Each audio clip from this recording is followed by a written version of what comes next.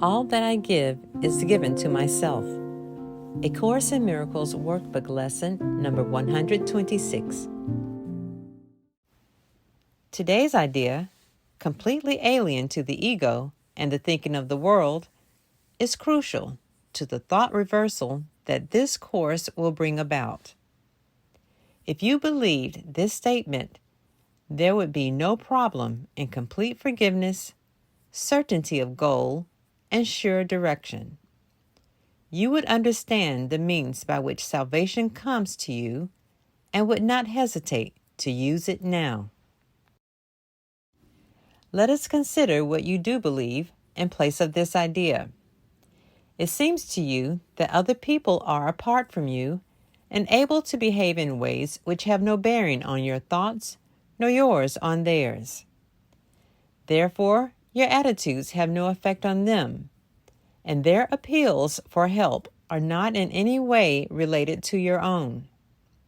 You further think that they can sin without affecting your perception of yourself, while you can judge their sin and yet remain apart from condemnation and at peace. When you forgive a sin, there is no gain to you directly. You give charity to one unworthy, merely to point out that you are better, on a higher plane than he whom you forgive. He has not earned your charitable tolerance, which you bestow on one unworthy of the gift, because his sins have lowered him beneath a true equality with you. He has no claim on your forgiveness. It holds out a gift to him, but hardly to yourself. Thus is forgiveness basically unsound, a charitable whim, benevolent yet undeserved, a gift bestowed at times, at other times withheld. Unmerited, withholding it is just, nor is it fair that you should suffer when it is withheld. The sin that you forgive is not your own. Someone apart from you committed it. And if you then are gracious unto him by giving him what he does not deserve, the gift is no more yours than was his sin.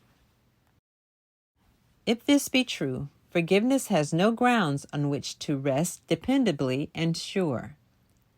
It is an eccentricity in which you sometimes choose to give indulgently an undeserved reprieve. Yet it remains your right to let the sinner not escape the justified repayment for his sin. Think you the Lord of heaven would allow the world's salvation to depend on this? Would not his care for you be small indeed if your salvation rested on a whim? You do not understand forgiveness. As you see it, it is but a check upon overt attack, without requiring correction in your mind. It cannot give you peace as you perceive it.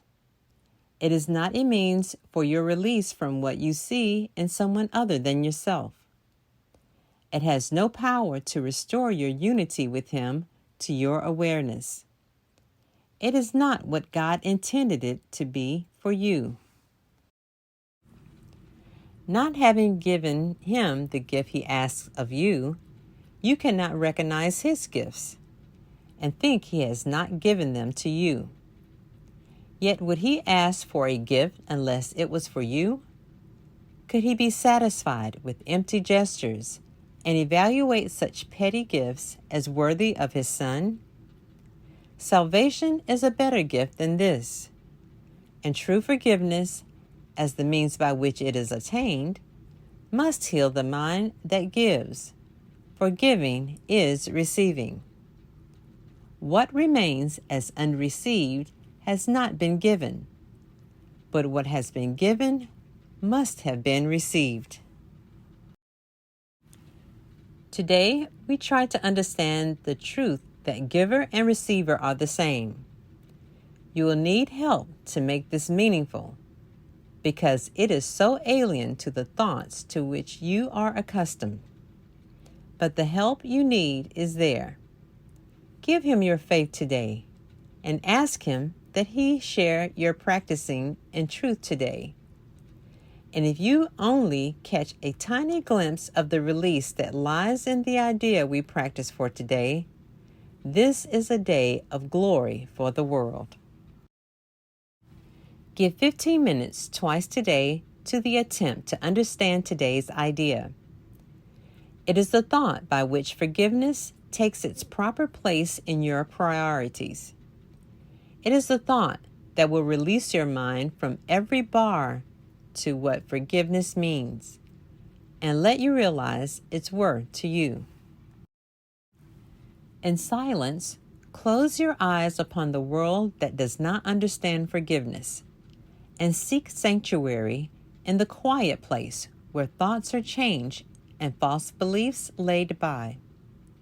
Repeat today's idea and ask for help in understanding what it really means. Be willing to be taught.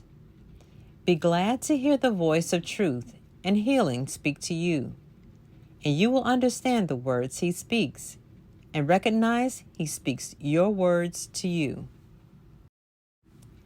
As often as you can, remind yourself you have a goal today, an aim which makes this day of special value to yourself and all your brothers. Do not let your mind forget this goal for long, but tell yourself, all that I give is given to myself. The help I need to learn that this is true is with me now, and I will trust in Him. Then spend a quiet moment opening your mind to His correction and His love. And what you hear of Him, you will believe, for what He gives will be received by you.